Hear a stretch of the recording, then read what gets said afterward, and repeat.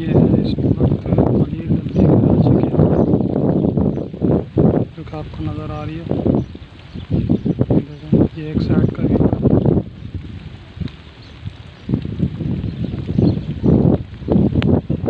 मैं दूसरी तरफ का भी दिखाता हूँ आपको।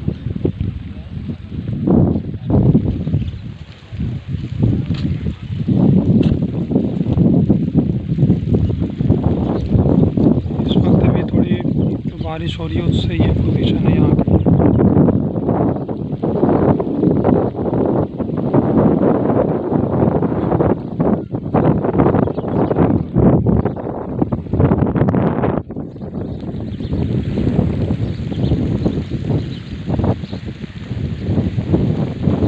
अभी तक फुल हुई नहीं है, अभी कम ही है। ये इसके बाद मैं शाफिर कॉलोनी 5 नंबर पे खड़ा हूँ, वहाँ की पोजीशन। चलें जी, बहुत शुक्रिया जिस चीज़ की भी वीडियो देखी। अल्लाह हाफ़िज़, अपना बहुत ख्याल रखिएगा।